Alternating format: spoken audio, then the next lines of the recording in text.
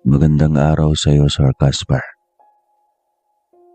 At sa lahat ng mga magigiliw ninyong tagapakinig, tawagin niyo na lamang ako sa pangalang Alfe. Tobong Leyte, at ang karanasang ibabahagi ko sa inyo ay naganap ito dekada 90. Noong mga panahong iyon, Sir Casper, ay nagtatrabaho ako sa pariyahan. Kung hindi nyo kasi na itatanong, elementarya lamang ang natapos ko. Kaya naman bagsak sa pagiging magbubukid ang trabaho ko. Para maiba naman ang gagawin ko. Dahil sa sawang-sawa na ako sa pagiging isang magsasaka, pumasok ako sa parehang pinapasukan ng kaibigan kong si Goyong. Alam niyo naman siguro mga kaswang na kapag sa parehan ng pinagtatrabahuan ay kung saang-saang lugar napapadpad kapag may mga handaan o kasiyahang ginaganap. Gaya na lamang ng piyesta. Noong una ay masaya naman ako sa trabahong pinasukan. Wala kasi akong ibang ginagawa kundi ang mag-ihaw lamang ng karne para ibenta sa mga taong manunood at maglalaro sa perya. Maliban doon ay wala na akong ginagawa. Kapag naibenta ko na lahat ang panindang iniihaw na karne, ay pwede na akong magpahinga. O kaya naman ay mamamasyal-masyal o magtitingin-tingin sa mga naglalaro. Samantalang ang kaibigan ko namang si Goyong ay na-assign sa tinatawag na karamihang horror house. Isa siya sa mga taong nagpapanggap bilang aswang o multo para manakot sa mga taong pumapasok sa tinatawag na horror house. Subalit noong may isang lugar kaming napuntahan at nasa liblib na iyon ng baryo, ay doon ako nakaramdam ng iba't ibang klaseng kababalaghan. Tulad na lamang ng may mga hating gabing nakakarinig ako ng mga yabag sa libas ng tinutulugan namin kapag tapos na ang palaro at nagpapahinga na kaming mga trabahante sa pariyahan. Kung minsan naman ay nakakarinig kami ng mga alulungan at pagatungal ng mga hayop at may nalalanghap kaming napakabahong amoy sa paligid na hindi ko mawari kung anong klaseng amoy iyon. Kung amoy ba ng ebak ng tao o amoy bangkay ng hayop na matagal nang naburo. Pag naman tinatanong ko si Goyong, ang rason niya lang sa akin palagi, Sir Casper, ay baka may lolo-kulokong taong nagdapo ng bangkay ng hayop sa di kalayuan. At marahil natangay ng hangin ang masangsang nitong amoy. Dahil sa sinabi ng kaibigan ko, ay nagkibit balikat na lamang ako at hindi na inintindi pa ang mga kababalagang nangyayari. Isang araw, kakatapos lang naming maglatag at mag-ayaw sa pariyahan. Sinabihan ko si Goyong na magpahinga na muna kami dahil sa maghapon na kaming nagayos ng mga kagamitan. Siguro naman ay nailatag na naming maigi ang mga gamit at nakahanda na iyon para sa pagbubukas sa mga sumunod na gabi. Bagong dating lang kami sa baryong iyon mga kaswang. Gawa ng may piyestang gaganapin doon sa mga sumunod na araw. Kaya tinayos na namin ang mga gagamitin sa pariyahan. Bay, uminom ka muna ng tubig. Alis maliko ka na sa pawis oh. Uwi ka sa akin ni Goyong. Sabay inabot ang tubig. Sige bay, salamat. Tugon ko at kinuha na iyon. Umupo muna ako bago uminom ng tubig. Ay, hindi ka ba nagtataka? Wala ka bang napapansin? Tanong ng kaibigan ko. At nung tignan ko siya, nakita kong kumunot ang kanyang noo. Napapansing ano? Taka at balik na tanong ko sa kanya. Kasi kanina pa tayo nandito. Ilang oras nang nakalipas mula nang dumating tayo, pero iilan lang ang nakikita kong tao. Hindi ba't kataka-taka iyon? Wika niya. Anong kataka-taka doon? Baka naman nasa trabaho lang ang mga naninirahan dito. Alam mo naman ang mga tao sa liblib na lugar.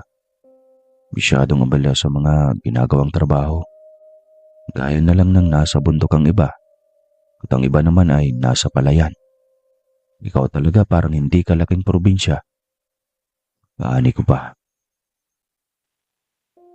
Sa bagay, tugon niya tinango-tango lang. Teka, saan tayo kukuha ng tubig, Boss Rome? Nung isa naming katarbahong si Danilo, sa may-ari ng parihang pinagtatrabahoan namin. Nakausap na akong pagkukuha na natin ng tubig. May samahan niyo ako. Tsaka may alam ako malinis na sapa. Maaari kayo dong maligo at maglaba. Maglinis na rin ang mga pinagkainan natin. Rinig kong tugon ni Mang Rome. Halos sabay kaming tumango sa sinabi ng amo namin. Pagkatapos ay ipinagpatuloy na ang ginagawang trabaho. Nung sumapit ng pasado 3:00 ng hapon, ay sumama na nga kami kay Mang Rome para maligo sa sapang sinasabi nito. Magraan ang ilang minuto. Habang naglalakad papunta sa sapa, ay may namataan akong babaeng naglalakad pasalubong sa amin at may bitbit na batya.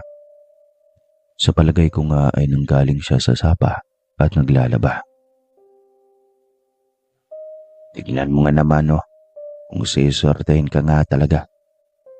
Akalain mong may magandang talaga pa tayong makakasalubong dito. Aba, unang araw pa lang natin dito, may magandang dalaga na tayong nakita. Mukhang araw-araw yata kung gaganahan sa pagtatrabaho Ngising wika ni Goyong at sinadyang nilakasan pa talaga ang boses niya para marinig ng dalagang papasalubong sa amin.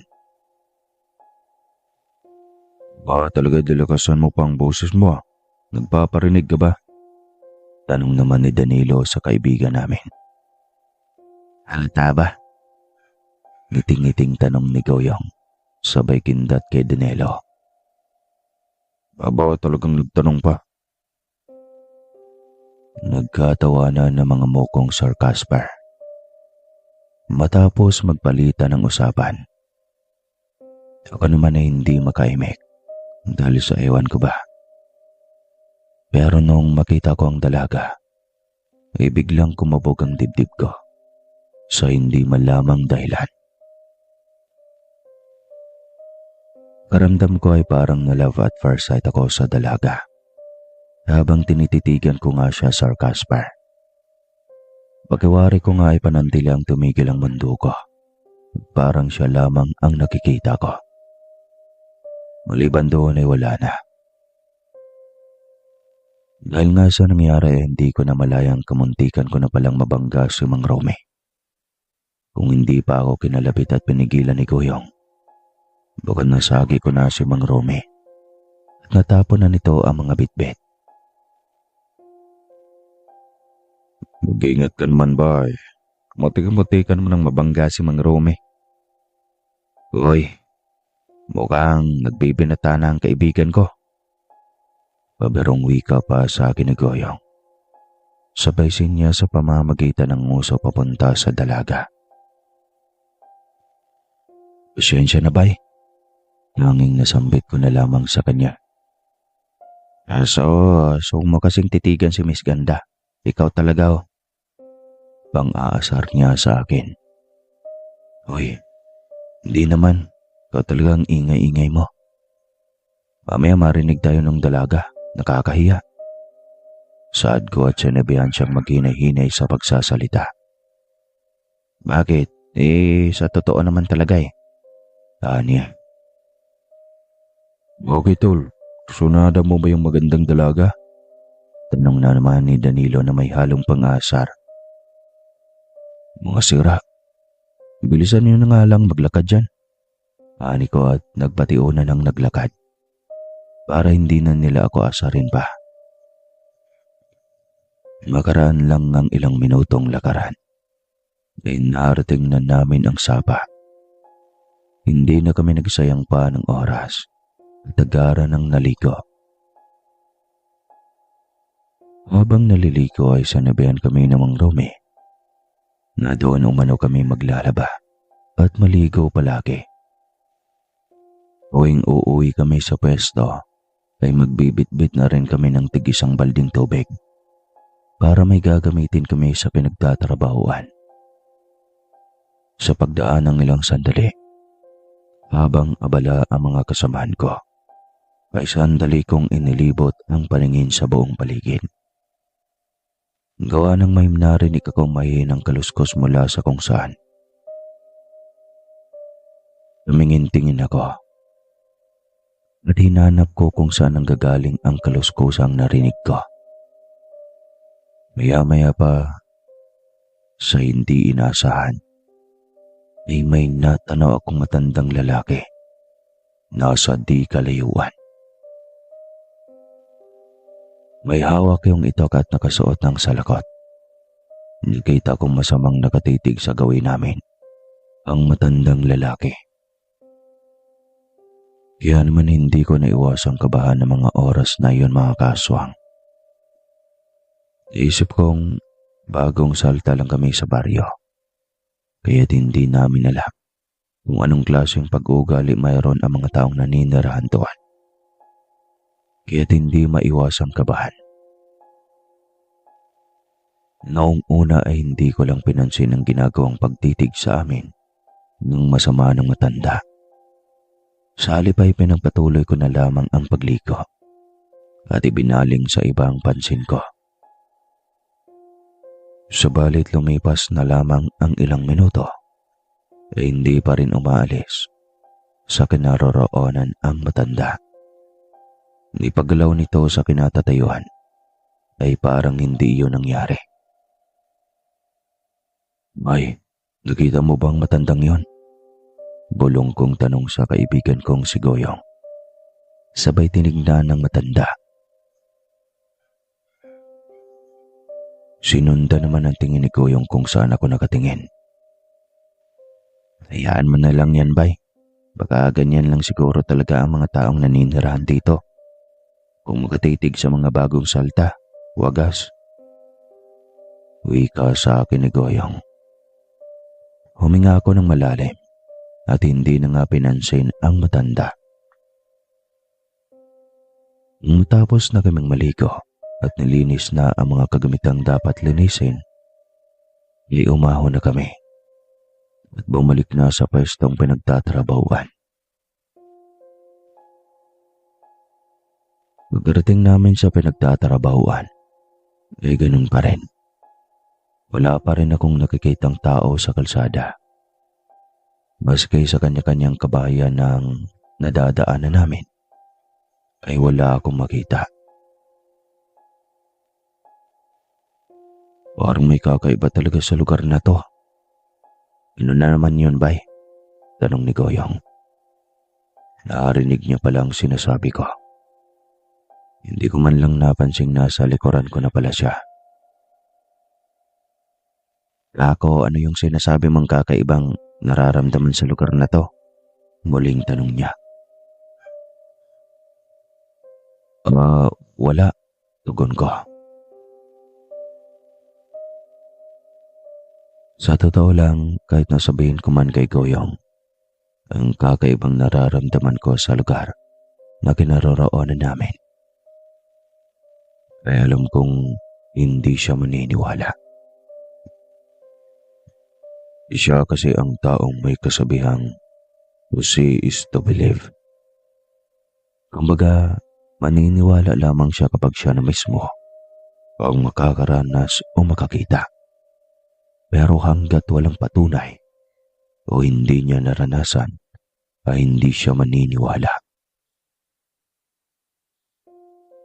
Kaya naman kahit anong kwento pa ang sasabihin ko sa kanya patungkol sa mga kababalagan, ay pinagtatawanan niya lang ako.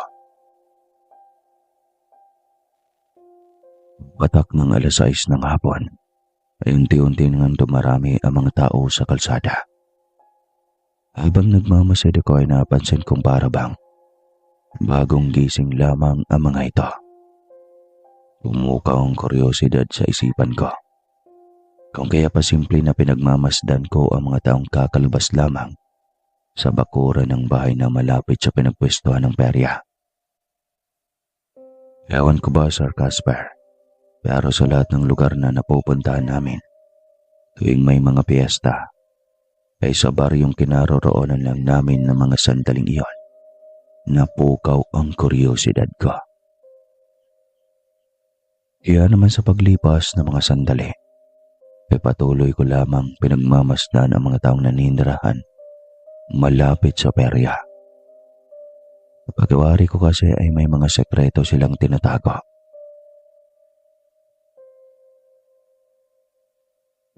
Natahimik ka. Mukhang malalim ang iniisip mo. May problema ba? Pukaw na tanong sa akin ni Danilo. Tinapik ang balikat ko. Saglit na tinapunan ko ng tingin ang katrabaho ko, bago muling ibinalik ang tingin sa bahay na malapit sa kinaroroonan namin. Tol, nakita mo na ba ang matandang babaeng iyon? Tanong ko at hindi ito tinapunan ng tingin. Umungo ang katrabaho ko at nagwikang nakikita niya raw ang taong tinutukoy ko. Anong mayroon sa matandang yon? Balik na tanong niya sa akin. Tinanong ko naman siya kung may napansin pa siyang kakaiba sa matandang tinutukoy ko. Umiling naman siya at nagtataka. Nakakunot ang noong nagtatanong kung ano raw ba ang napansin ko doon sa matanda. Sabihin ko na raw sa kanya dahil sa hindi raw siya manghula para malaman ang sinasabi ko.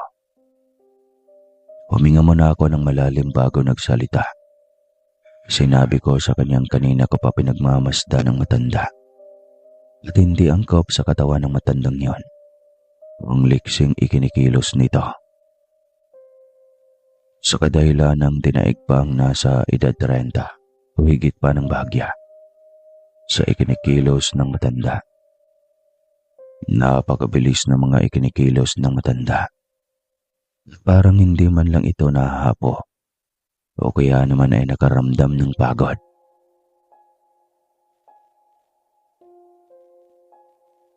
Natawa naman ang katrabaho ko at nagsabing baka normal lamang sa mga matatandang taga-baryo ang mabilis na pagkilos. Aniya, baka puro gulay umano ang inuulam ng matanda. Kaya naman kahit matanda na ito, ay napakaliksi pa rin ito at malakas kong kumilos. Kung hindi nyo kasi na itatanong, Sir Casper, habang pinagmamasdan ko kanina ang matanda, ay gulat na gulat ako nung makita ko itong nagbuhat ng mabigat na bagay at walang kahirap-hirap na ipinasok iyon sa loob ng bahay. Kaya't hindi ako naniniwalang walang kakaiba sa matandang iyon. Kasi kung isang ordinaryo lamang ang magbubuhat na gaya sa nakita ko doon sa matanda, iyak akong hindi iyon kakayanin. Kahit nga siguro ako, Sir Casper, hindi ko kakayanan ang binuhat ng matanda.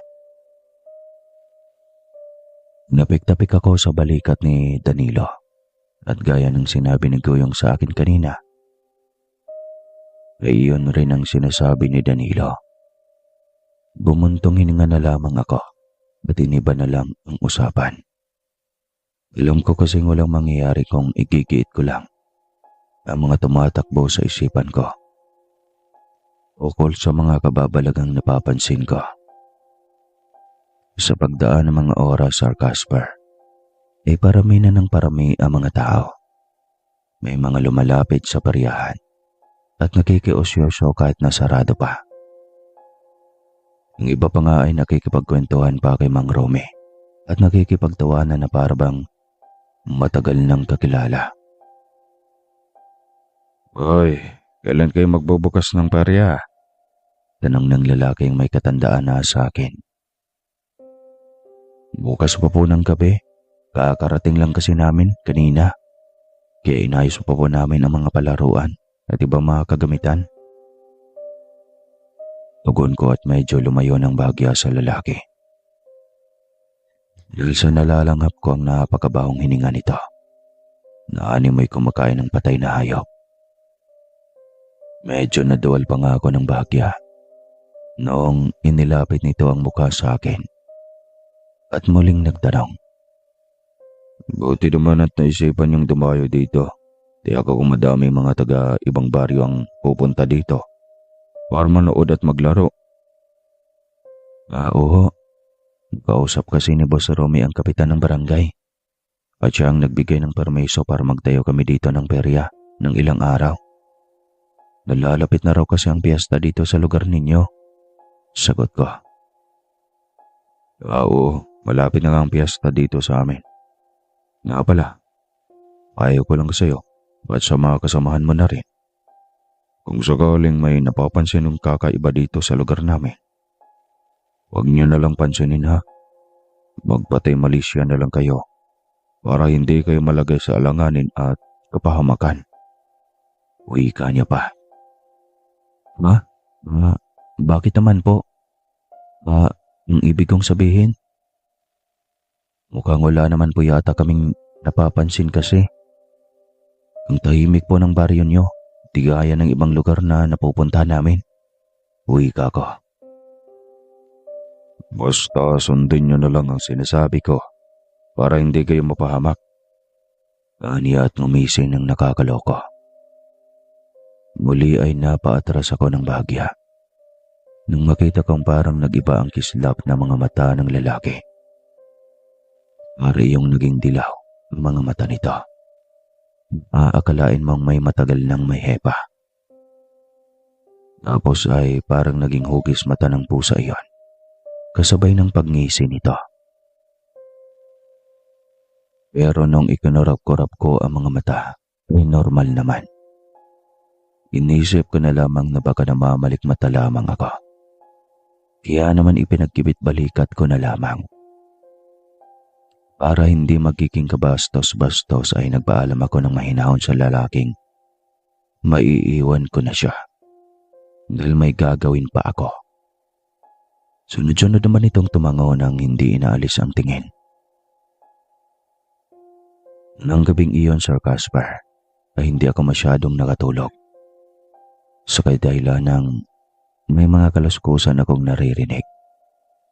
Idagdag pa ang mayat mayang paghuni ng kakaibang ibon. Sa tanang buhay ko ay yun pa lamang ang unang pagkakataon na narinig ko ang huning iyon. Di sa hinuwang ko nga ay hindi ko inasang makarinig ako ng ganong klase. Kaya naman hindi ko maiwasang mangilabot habang tinatakpan ang magkabilang tenga at ilit na ipinikit ang mga mata para makatulog. Anak ng tipaklong mano. Ano bang klaseng huni iyon? Bakit ngayon ko lang naririnig? Tanong ko pa sa isipan ko. Dahil sa bawat paghuni ng ibon ay talagang nanunuot sa kalamnan ko ang tinig nito.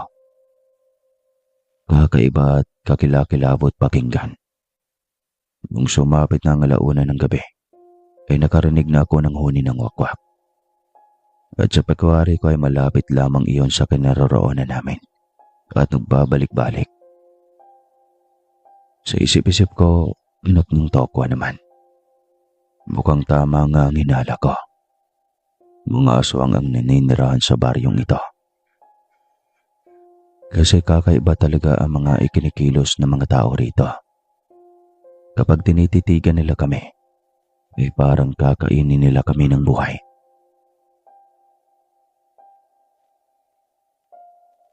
Kinabukasan nga pagkagising ko, Sir Casper, ay napakatahimik na naman ang lugar. Dinaig pa ang sementeryo sa sobrang tahimik. Ang klase bang mga taong naninirahan dito? Bakit parang tulog yata sila sa araw tapos pagsapit ng gabi? Doon naman sila gising at nagsipaglabasan sa kanya-kanyang bahay. Wika pa din na Dilo habang uunat-unat ng mga kamay, tumihikam. Baka naman sa gabi sila nagtatrabaho, kaya puyat ang mga yon at tulog sa araw. Paberong saad ni Goyong. Onak ng pating, ano to syudad? Para sa gabi sila magtatrabaho tapos tulog sa araw. Probinsya kaya to boy. Kaya tignan mo naman liblib ba? Ano namang trabaho sa gabing mayroon sila? Natatawang sabi na Danilo. Ay, mamaya na yung usapan ninyo. Magsayang na kayo para makakain na tayo. Nga pala Alfie, bumili ka nga ng kape sa tindahan. Wala pa kasi si Domi, yung magtitinda ng mga pagkain. Utos ni Mang Romy sa akin. Mang Romy naman niloloko mo ba ako? Anong tindahan ang pinagsasabi mo?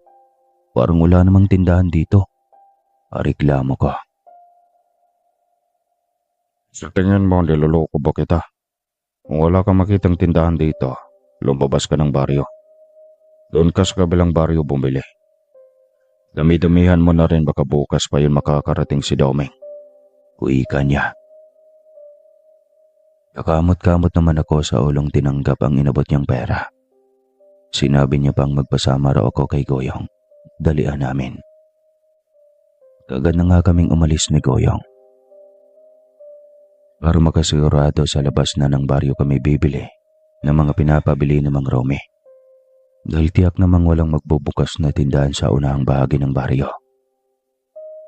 Habang naglalakad nga kami, ay kung ano-ano na lamang ang pinag-uusapan namin. Medyo naiinis pa ako sa mga oras na iyon.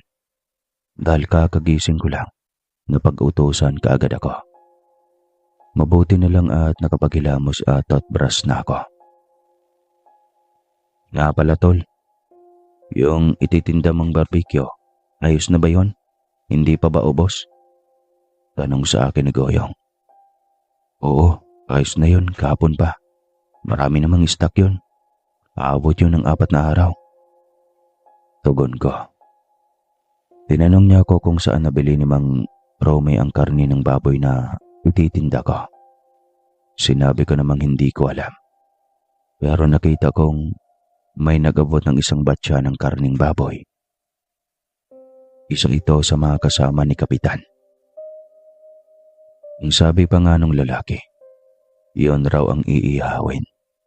Dahil sa sarayo pa yon at bukod doon, ay gustong-gusto ng mga kababaryo ang karning binigay nito. Bakit doon bumili si Mang Romy? Diba sabi ni Mang Romy, liblib na kasi ito. Kaya sana dito siya maghanap ng buong baboy. Sakto naman. May kakilalang kapitan na nagtitinda. Kaya doon na nag-order si Mang Romy. Kaya pala. Okay. Sa paglipas ng ilang minuto, habang nag-uusap nga kami, sa di sinasadya ay may nasagi ko. Medyo malakas ang pagkakasagi ko sa babae, dahilan para sumalampak ito sa lupa. Nako, pasensya ka na miss. Hindi ko sinasadya. Pasensya na talaga. Agarang paghingi ko ng paumanhin dito. Agad na akong yumuko at tinulungan itong makatayo. Miss, ayos ka lang ba? Nag-aalalang tanong ko. Nang tumingin sa akin ang babae at nagtama ang mga mata namin, saglit akong natulala at hindi anaalis ang pagkatitig sa babae. Sa kadahilanan siya ang dalagang nakasalubong namin kahapon sa sapa. Ayos lang ako kuya.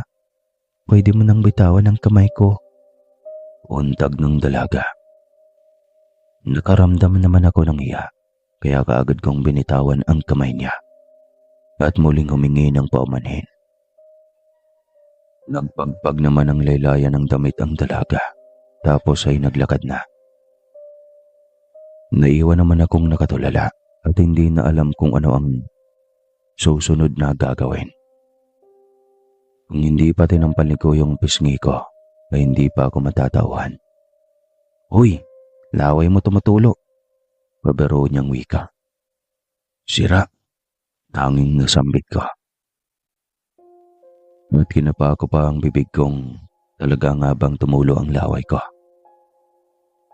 Nagalpak naman ng tawa si Goyong dahil sa ginawa ko.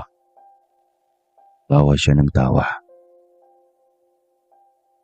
At sinabihan pa akong yung dalagang nakasalubong lang pala namin ang makakapagpatulala sa akin.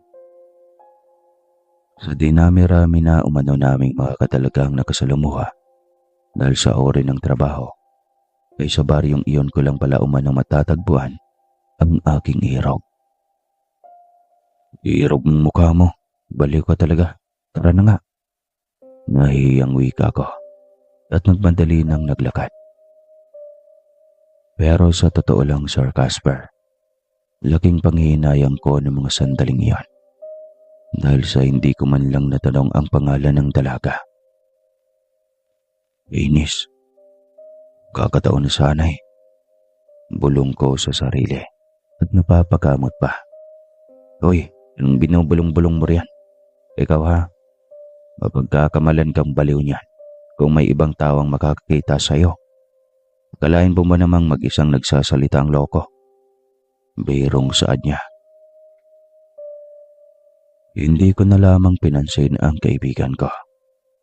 Sa halip ay nagmadali na lamang kaming naglakad palabas ng baryo.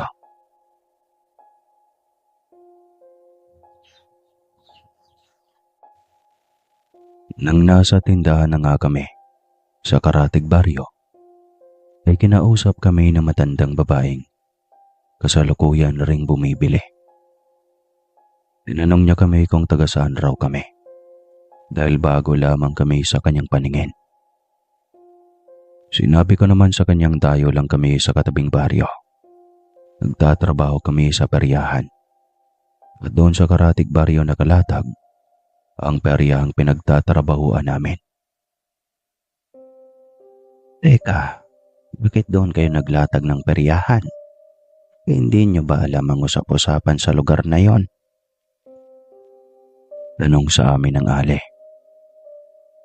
"Usap-usapan ho, wala naman po kaming alam. Kasi nga po dayo lang kami doon. At galing pa kami sa malayong lugar."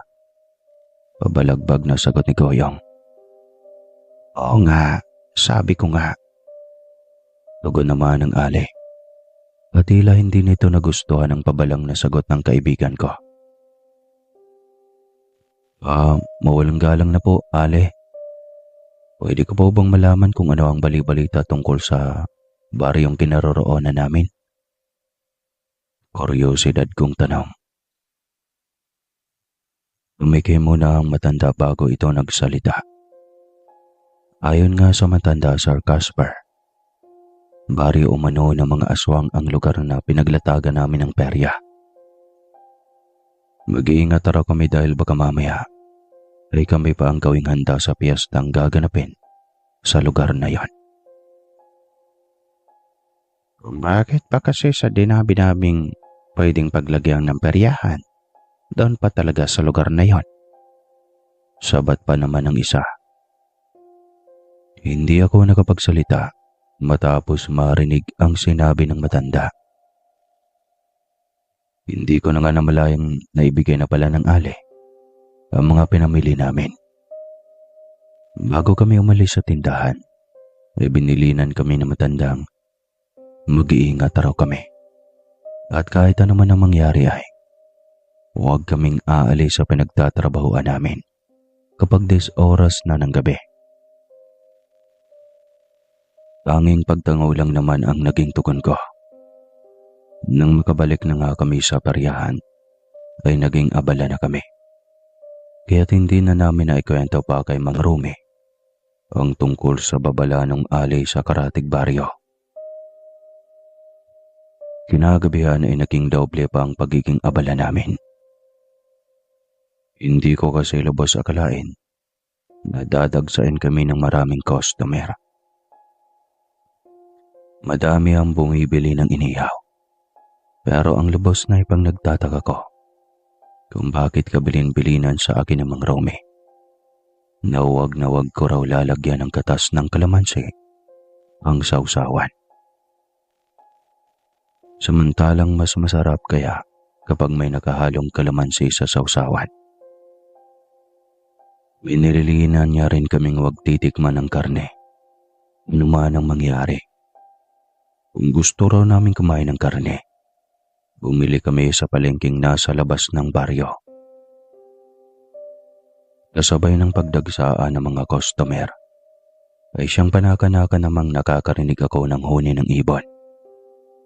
Pasimple ko pang tinitignan ang buong paligid at nagbabaka sakaling makita o masipat man lang ang umuhuning ibon. Mataas kasi ang buwan ng gabing iyon. Kaya naman kahit papano ay nakikita ko ang buong paligid. Iho, hindi pa ba tapos yung iniihaw mo? Abay, bilis-bilisan mo naman. Natatakam na ako eh. Reklamo ng isa sa mga customer kong matanda. Medyo matagal-tagal pa po ito, Lolo. Kakasalang ko pa lang ho kasi sa apoy. Tugon ko. Ba't? Huwag mo masyadong lutuin. May salang mo lang kahit 1 minuto, ayos na yan. Mas masarap kumain kapag medyo madugo pa ang karne. Nakangising wika ng matanda. Hindi ko alam kung kikilabutan ba ako sa sinabi ng matanda o matutuwa. Dahil sa mapapabilis ang pag-iihaw ko kung hindi masyadong luto ang karneng iihawin ko. Imbis na pinapakinggan ko ang huni ng ibong naririnig ko kanina, ay natuon na lamang ang pansin ko sa mga bumibili ng ihaw. Sa unang gabing pagtitinda ko, Sir Casper, ay hindi ako makapaniwalang mapaubos ko sa pag-ihaw ang isang batsyang karneng baboy. Tiba-tiba sa kinikitang pera si Mang Romy ng gabing iyon. Sa tuwa at galak niya nga ay binigyan niya kami ng bonus. Tuwang-tuwa naman ang mga kasamahan ko dahil sa may kalakihan ang binigay na pera ni Mang Romy. Sinabi pa nitong pag-igihan lang namin ang ginagawang trabaho dahil sa susunod raw ay mas malaki pa ang ibibigay niyang bonus. Hindi naman sa ayaw ko ng pera, Sir Casper. Kaya lang hindi ko maiwasang magtaka at hindi din maalis-alis sa isipan ko kung paano lantaka ng mga customer ko ang inihaw na medyo may pagkahilaw pa. At sa bawat pagkagat nga nila ay may katas pa ng dugo yung lumalabas. Ulfe, ayos ka lang ba? Hindi ka ba masayang malaki-laki ang bonus na natanggap nyo ngayon? Pukaw at tanong sa akin ng Mang Romy. Masaya naman po. Kaya lang ay, may pinagtataka lang po ako, Mang Romy. Hindi na pinatuloy pa ng boss namin ang sana'y sasabihin ko. Agad niya akong sinibihang kung ano mang nang napapansin ko o pinagtatakan ko ay huwag na lamang intindihin. Ipagsawalang bahala ko na lang raw para sa kaligtasan at ikatatahimik naming lahat. Ligtasan po? Takang tanong ko. Oo, Alfie. Minsan kailangan nating magbulag-bulagan para sa hanap buhay. Ngayon para sa ikatatahimik ng lahat. Makisakay ka na lang at magbulag-bulagan kung ano man ang napapansin mo. Hindi ako nakapagsalita matapos sabihin iyon ni Mang Romy. Ewan ko ba, Sir Casper? Pero sa palagay ko ay may alam ang amo namin sa mga kababalagang nangyayari sa baryo. Pasado 3:00 na ng madaling araw kami nagsara ng perya. Dahil sa napakaraming mga manlalaro at mga manunood ng gabing iyon. Kinabukasan ay nagulantang ang lahat. Nang may namataang bangkay ng tao sa bungad ng baryo. Nakiusyoso naman kami at inalam kung ano ang nangyari. Nang makita ko ang bangkay ay grabe ang pagkatindig ng mga balahibo ko sa buong katawan. Tumuntikan pa akong madawal nang makita kong wakwak na ang tiyan ng paslit at para bang nilantakan ito ng hindi makilalang nilalang. Halos maglulupasay naman ang mga magulang ng kaawa-awang bangkay ng paslit na nakahandusay sa gilid ng daan papasok sa baryo. Nagsisigaw naman ang ama at paulit-ulit na ipinangalandakan itong pinatay ng mga aswang na naninirahan sa baryo ang kanyang anak.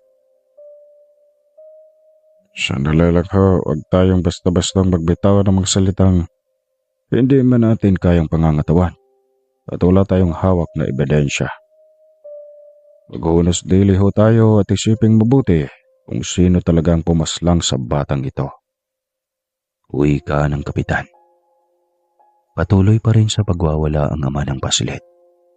Kaya naman napilitan na itong ipadampot ng kapitan. Ano sa tingin mo, tol? Totoo kayang sinasabi ng lalaki? Tanong sa akin ni Goyong nang makabalik na kami sa pariyahan. Hindi ako makasagot sa tanong ng kaibigan ko. Lala pa rin talaga kasi ako ng mga sandaling iyon. At tila pinoproseso pa ng utak ko ang mga nangyari. Para kasing tumugma ang lahat. Simula nang dumating kami, ay may mga kababalaghan na akong napapansin. Tinignan ko si Goyong at pinayawang sundin na lamang ang ipinayo sa amin ni Boss Romy noong nagdaang gabi. Mas mainam na wag na kaming mangialam o kaya ay magbulag-bulagan at magbingi-bingihan na lamang para hindi kami mapahamak. Hindi naman sa naniniwala ko, tol. Pero kung papakaramdaman mo at pagtibig-tibiin ang mga nangyayari, parang kapanipaniwala talaga. Biglang sabat ni Danilo. Nakasalukuyang nasa likuran na pala namin ito. Bilis kong nilingon si Danilo at agad na sinaway ito. Sinabihan ko siyang huwag maingay dahil baka mamaya ay marinig kami ni Boss Romy. Mas mabuti pang pumunta tayo na Karatig Baryo. Titingin-tingin tayo doon. Baka may mahanap tayong masarap na kainan. Gusto kong kumain ng karne. Natakam ako sa karneng iniihaw mo kagabi, tol. Kaya sa amin ni Boboy. Nakasusulpot lang din. Sa peryahan din ito kasama. Ngunit sa kabila. Sabay-sabay na kaming nagpaalam kay Mayang Romy na pupunta muna saglit sa Karatig Baryo. Pumayag naman ito pero binilinan kaming umuwi kaagad bago sumapit ang 3:00 ng hapon. Dahil ihahanda pa namin ang mga iihawing karne. Sa paglipas ng mga sandali, Sir Casper, ay naglalakad na nga kami palabas ng baryo. Habang naglalakad nga kami, ay muli ko na namang namataan ang magandang dalaga. Pero sa pagkakataong iyon, ay marami itong bitbit at parang nahihirapan ito. Dahil sa umiiral na naman ang pagiging maginoo ko, nagmadali na akong nalapitan ng dalaga at inalok ito ng tulong. Nung una ay ayaw pa ng dalaga, pero di kalaunan ay sumang-ayo naman ito. Bitbit ang mga gamit ay sinabi sa akin ng dalagang sumunod lang daw ako sa kanya.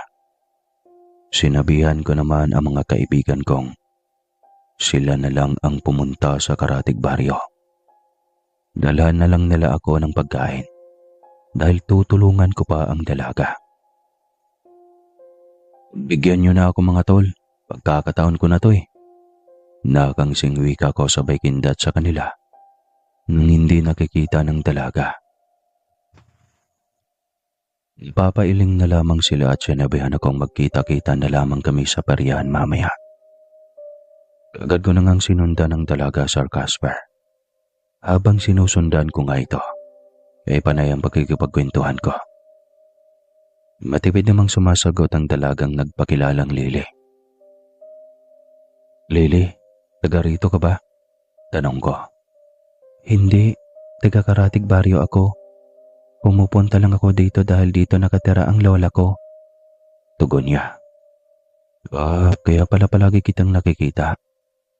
Pasensya ka na pala nakaraan ha. Hindi ko sinasadyang masagi ka. Ayos lang yun.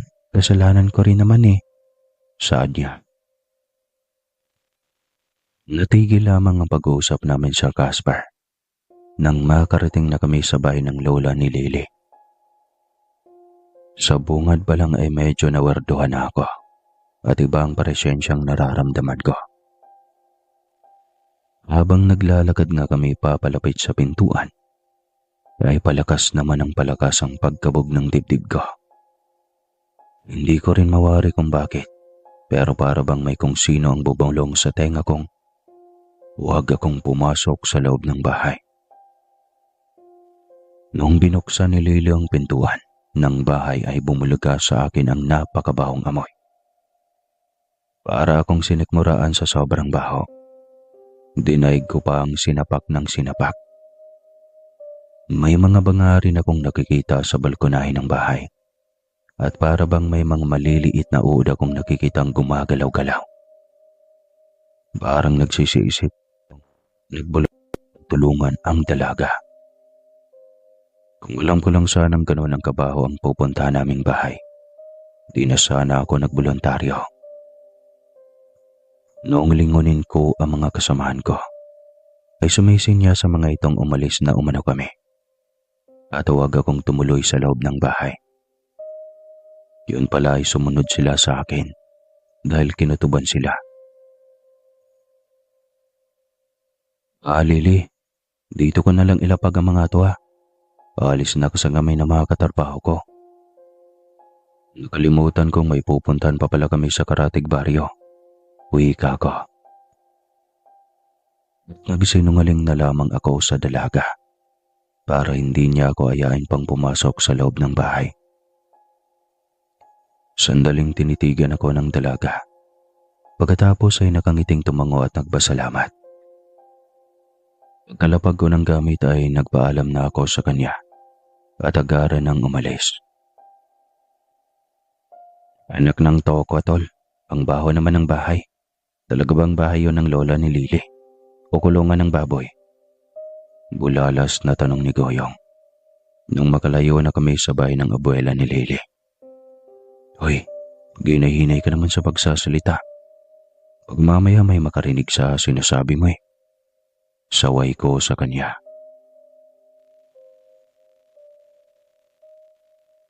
Sumigonda naman ang isa pa naming katrabaho at nag-uwi ka ang totoo naman raw ang sinasabi ni Goyong. Kung totoosin nga ay mas maayos pa at hindi masyadong mabaho ang kulungan ng baboy. Oras na malinisan iyon kaysa bahay na pinuntahan namin. Hindi ko na lamang pinatulan pa ang mga sinasabi nila. Gawa nang nilamon na ako ng malalim na pag-iisip tungkol sa bangang napansin ko sa bahay ng lola ni Lily. Noong mga sandaling iyon, ay kung ano-ano nang kababalagan ang pumapasok sa isipan ko. Sa kakaisip ko nga ay hindi ko na namalayan ang mabilisang paglipas ng mga oras. Nung sumapit ang hapon, mga bandang 2:00, ay umuwi na kami. Hanggang sa lumipas muli ang mga oras. Sa kinagabihan ng araw na iyon, habang nag-ayos ako ng mga panindang karne, ay natanaw ko ang dalaga. Nakatayo ito sa di kalayuan, habang nakangiting nakatingin sa akin. Sunod-sunod na napalunok ako ng laway, at muling sumilay ang kakaibang ngiti sa labi ko. Bugso-bugsong kabang nararamdaman ko nun. Buhat ng muli ko na namang nakita ang babaeng hinahangaan ko. Para hindi naman kabastos-bastos ay sinuklaan ko ng ngiti ang ipinapakita ng dalaga. Napahugot pa ako ng malalim na hininga sa pag-aagalang. Nalapitan ako ng dalaga. Pero mali pala ako, Sir Casper. Dahil hindi man lang ito lumapit sa akin kahit sandali lamang. Pagkos ay naglakad na ito palayo. Nadismayaman ay hinatid ko na lamang ng tanaw ang dalaga mula sa kinatatayuan ko hanggang sa tuluyan na itong mawala sa paningin ko. Hindi naman kasi pwedeng iwanan ko ang mga paninda para lang lapitan ng dalaga kanina. Lumipas ang gabing iyon nang hindi ko man lang nakausap ang dalaga. Nilikay ng panghinayang ko noon, Sir Casper, dahil sa pagkakataon ko na sana iyong mapansin at makausap muli ang dalaga. Ang kaso ay walay. Dagsaan ng mga taong bumibili ng inihaw sa akin ng gabing iyon. Kaya hindi ako nakahanap ng tiyempo para lapitan at makausap ang dalaga.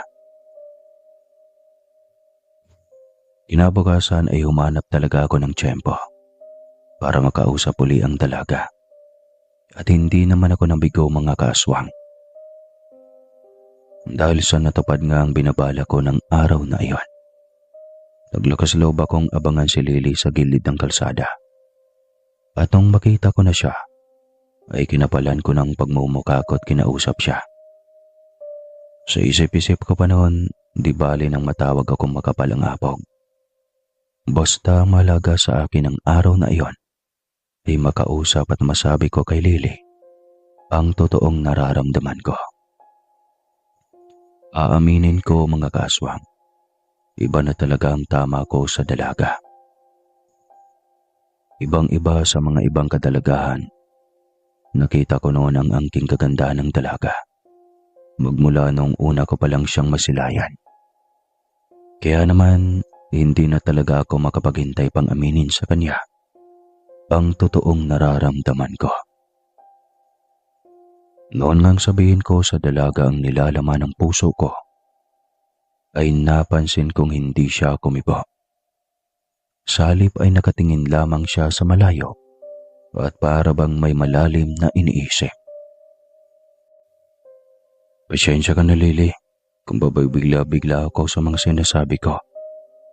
Hindi ko lang talaga kasi makayanan pang ilihim sa iyo ang totoong nararamdaman ng puso ko. Sana ay may pag-asa pa ako, kahit kaunti lang. Sobrang saya ko na kung pagkataon man, kinakabahan kong saad sa dalaga. May pag-asa pa ba ako kung sakaling manligaw ako sa iyo? Hindi. Hindi na ako magpaligoy-ligoy pa. Inaamin kong may pagtingin talaga ako sa iyo, Lily. Noong una pa man kitang makita, ikaw ba? May pagtingin ka ba sa akin? Kabado ko pa ring tanong. Ilang segundong katahimikan ang lumipas. Kahit halos hindi na ako makahinga. Pagkawari ko ay kakapusin ako ng hininga sa harapan ng dalaga, Sir Casper. Pero ganun pa man ay nilakasan ko pa rin at pilit na pinatatag ang sarili ko kung ano man ang magiging sagot ng dalaga sa tanong ko. Hindi ko masasagot sa ngayon ang tanong mo. Alam mo kasi, may mga itinatagong sekreto ang mga taong naninirahan sa lugar na to. At kabilang na ang pamilya ko doon. Alam kong oras na matuklasan mo ang pinakatagong-tagong sekreto ng pamilya ko, ay mas nanaisin mo pa at hihilingin, huwag na lang akong makilala. Makahulog ang sagot ni Lily sa akin. Sekreto? Ano namang sekreto ang sinasabi mo? Tsaka kung ano pa man yan, wala akong pakialam, Lily. Mas mahalaga ka sa akin kaysa sa mga bagay na sinasabi mong sekreto ng pamilya mo at ng mga taong baryo. Wika ko sa dalaga at pilit siyang kinukumbinsing totoo ang mga sinasabi ko. Ganito na lang, Tsaka mo sabihin uli sa akin ang mga ipinagtapat mo sa akin ngayon.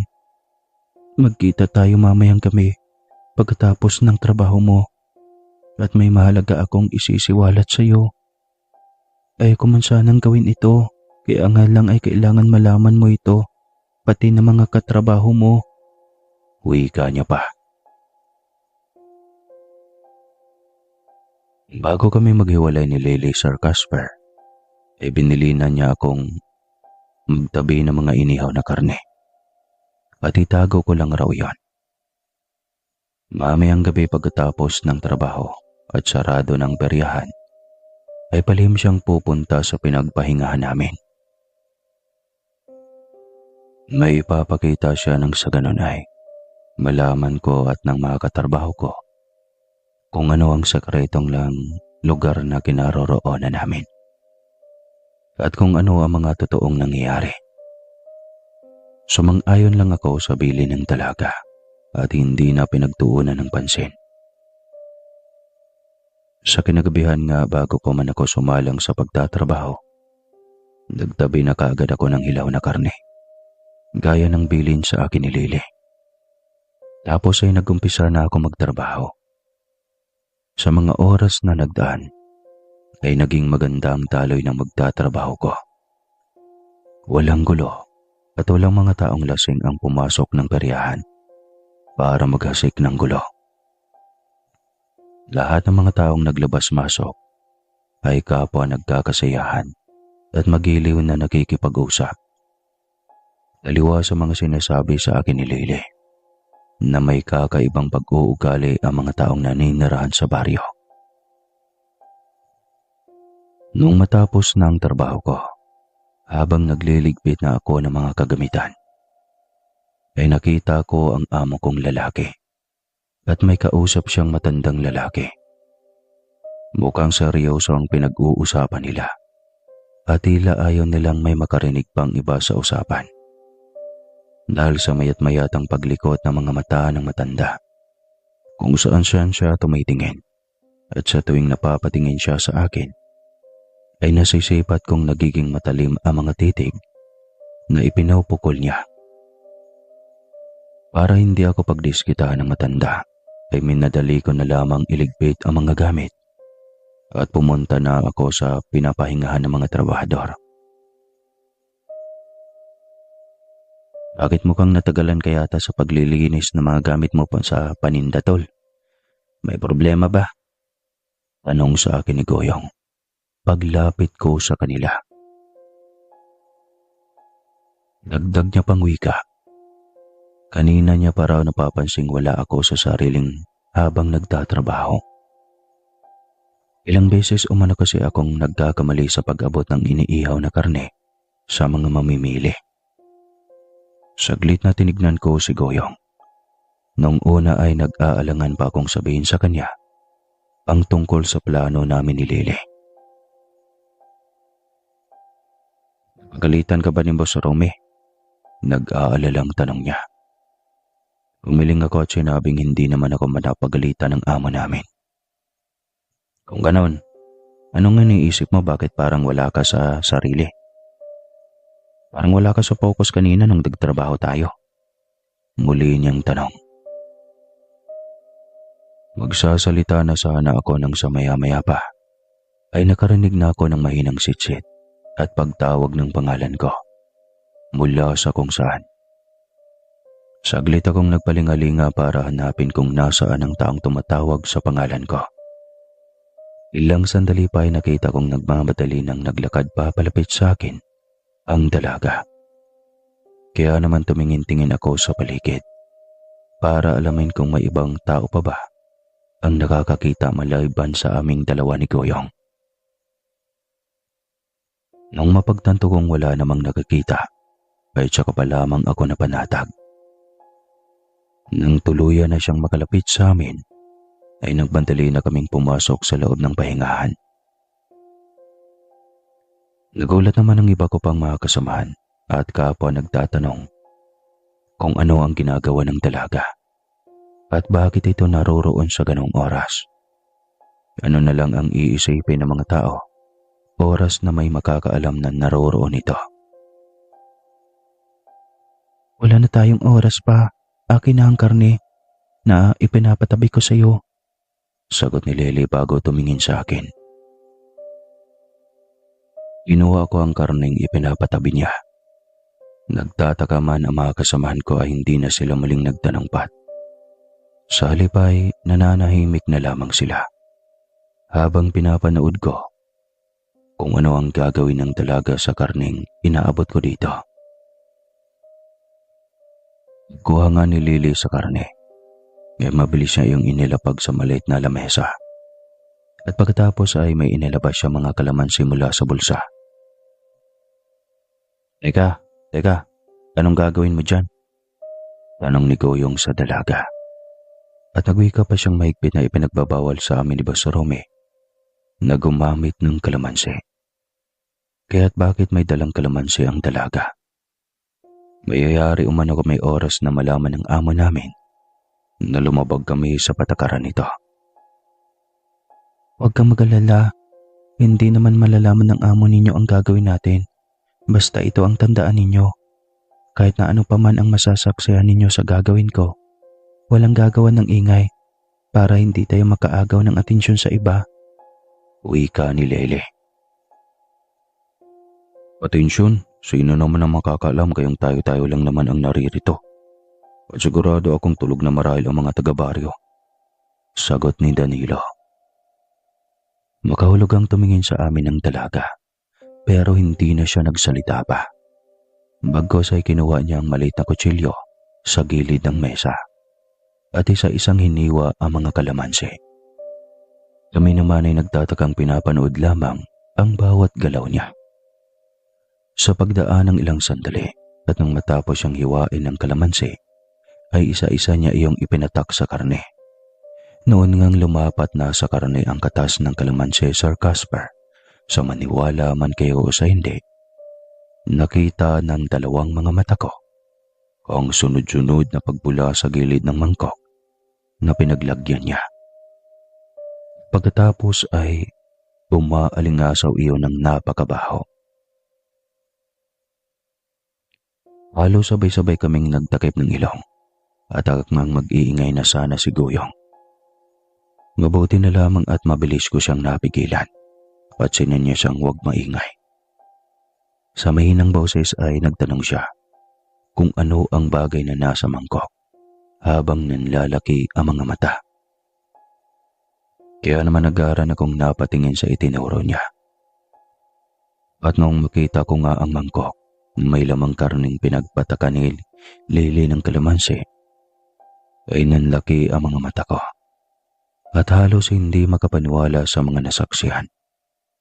Sa kadahilan ng ang karning kaninang pinataka ni Lily ng kalamansi, ay nakita kong naging balat na iyon ng isang tao at may mga balahibo pa iyon. At ang iba naman ay may mga daliri ng tao. Kaya halos hindi ko na napigilan ang sarili. Nais nang kumawala ang boses ko. Mabuti na lang talaga at natakpang kaagad ni Goyong ang bibig ko. Kaya hindi na tuloy ang pagsigaw ko. Magsasalita na sana ang kaibigan ko. Nang sa walang ano-ano, ay nakarinig kami ng malakas na pagpagaspas ng mga bakbak at huni ng wakwak sa labas ng pinagpupwestuhan namin. Hindi lamang isang huning narinig namin, kundi napakarami niyon. Naani may mga manok na nagpulasan mula sa pinamumugarang puno. Halos sabay-sabay pa kaming napatingala noong may marinig kaming pagaspas ng mga pakpak na nasa taas ng bubungan. Aaminin ko mga kaswang na sa mga sandaling iyon ay ginapangan na talaga ako ng kilabot sa buong katawan at nagtaasan na ang mga balahibo ko sa batok. Maya-maya pa ay narinig kong nagwika ang dalagang mas maaga sila ngayon lumabas para maghanap ng makakain kaysa nito mga nagdaang araw. Anong ibig mong sabihin? Hindi kita maintindihan. Pabulong na tanong ko sa dalaga. at hindi ko na naitago pa ang kabang nararamdaman.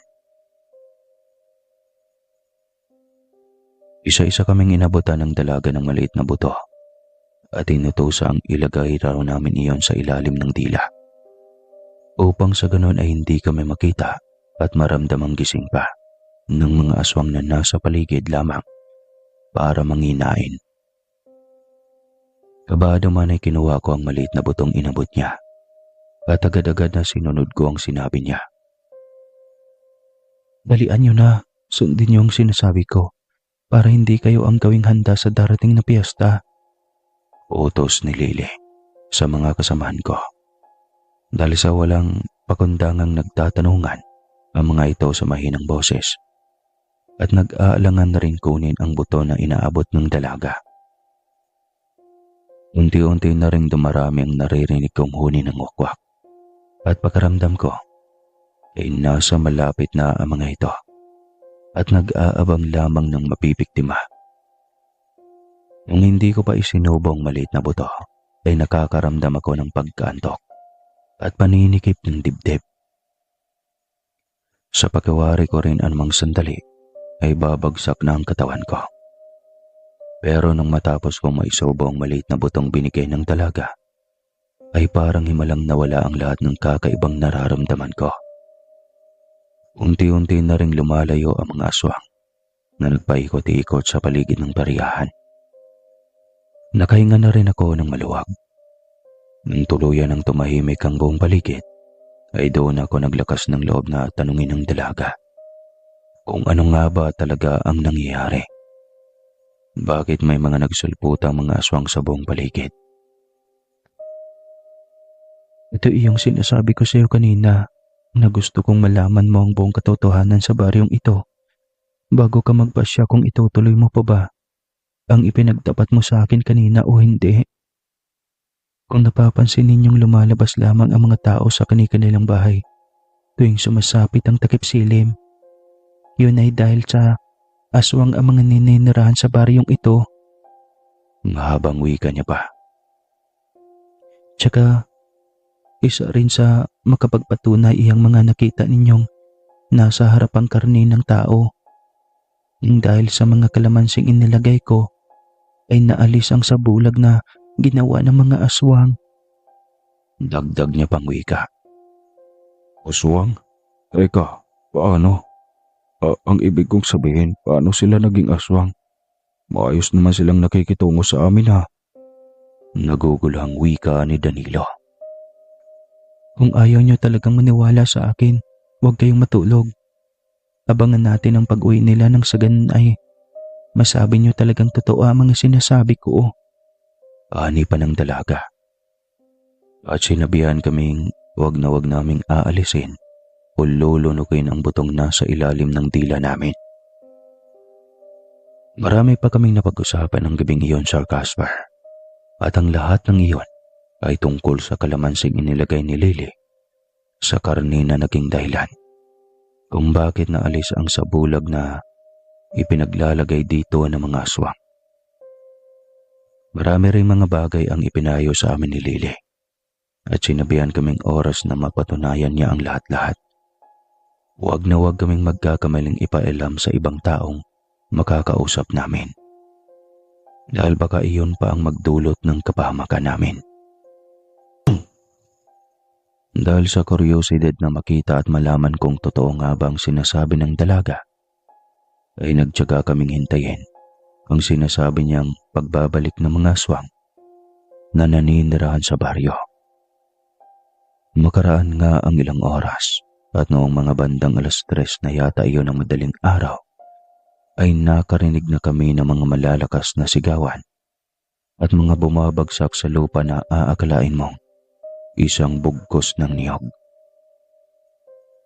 Agad na kaming pumesto sa gilid at sumilip sa sewang para makita kung hindi nga ba nagsisinungaling ang dalaga. Nung makasilip na nga ako at nanlaki ang mga mata ko, nung makita ko ang kakilakilabot ng mga nilalang na sunod-sunod ang paglapag sa lupa. Paglapat na paglapat ng paa sa lupa ng mga nilalang na may nakakapangilakbot na wangis, ay halos lukuban na ako ng takot sa sarili. Dahil sa kung kanina ay isang nakakapangilabot na nilalang ang mga iyon. Ngunit ang mga sandaling tumapak na sa lupa, ang kani-kanilang mga paa, ay naging isa na silang mga ordinaryong tao. At wala silang suot kahit na katiting na saplot. Kabilang naroon ang mga taong minsan ang bumili sa akin ng inihaw na karne. At ang matandang nagbigay sa akin ng babala. Bawat grupo may mga hatak-hatak na buntis at mga paslit na siyang mas lalong nagpanigas ng katawan ko. At saglit na tumigil ang paghinga ko sa hilakbot habang pinagmamasdan ng mga aswang na may kanya-kanyang karay-karay. Kung ako sa inyo, bukas na bukas ay umalis na kayo rito. Ayain niyo ang boss niyong lumikas na dahil may ilang araw pa bago ang piyesta. Ngayon alam niyo na ang buong katotohanan. Tiyak akong hindi na kayo mapalagay o kahit na kumilos man lang ng normal. Oras na makasalamuhan ninyo ang mga nilalang na iyan bilang mga ordinaryong tao. Mahabang wika sa amin ng dalaga. Anya, mas ligtas kami kung aalis kami habang hindi pa nakakahalata ang mga aswang na may alam kami tungkol sa kanilang pagkatao. Minsan na raw kasing may parehan sa baryong iyon bago kami dumating at iilan sa mga trabahante ng baryahan ay bigla na lamang naglaho na parang pula. Gawain na raw talaga ng kapitan na maglagay ng parehan sa baryong iyon sa tuwing nalalapit na ang kapiyastahan ng mga aswang. Malaki ang ibinabayad ng kapitan, kaya hindi makatanggi ang may-ari ng bariyahang inaalok nito. At sa palagay namin, ay ganoon na rin ang ginagawa kay Mang Rome. Malakas na rin ang hinala naming alam ng amo namin kung anong uri ng mga taong naninirahan sa baryo. Dahil sa naalala ko noong unang salta pa lamang namin, ay marami na siyang mga ipinagbabawal sa amin. Taliwa sa mga napuntahan naming lugar.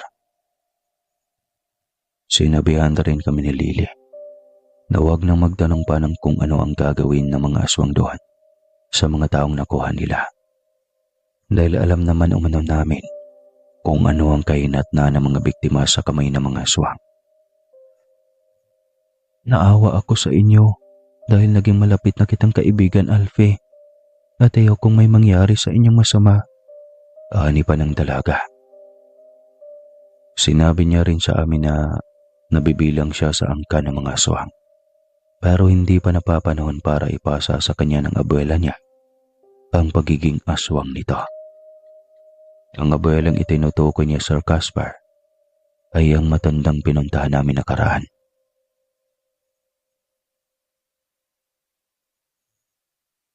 Kinabukasan nga'y sinabi namin kay Mang Rome ang tungkol sa napag-usapan naming magkakatrabaho.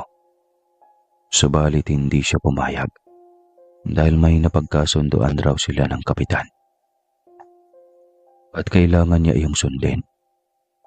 Inamin niya rin sa amin ang totoo, kaya pala marami siyang mga ipinagbabawal. Ngayong alam niyo na, umalis na ang gustong umalis. Kung gusto pang magtrabaho sa akin, magpaiwan kayo rito at ituloy ang ginagawang trabaho at magpanggap na walang nalalaman. Kumilos lamang kayo ng normal para walang magiging problema. Wika ni Mang Rome. Dahil sa sinabi niya ay napagkasunduan namin ni Danilo at Goyong na umalis na lamang kami sa trabaho at maghanap na lamang ng ibang mapapasukan. Nang araw ngang iyon ay umalis kaming tatlo sa trabaho at simula rin noon, wala na kaming napaalitaan pa sa mga katrabaho naming nagpaiwan dahil hindi na rin namin sinubukan pang bumalik sa baryong iyon. At saka tungkol naman kay Lily, ay nawala na lang siyang bigla at hindi na nagpakita sa akin. Sayang, siya pa naman ang first love ko. Dito ko nataptapusin ang aking kwento, mga kaswang. Maraming salamat po sa lahat-lahat. Muli po, Ako po si Alfie ng Samar.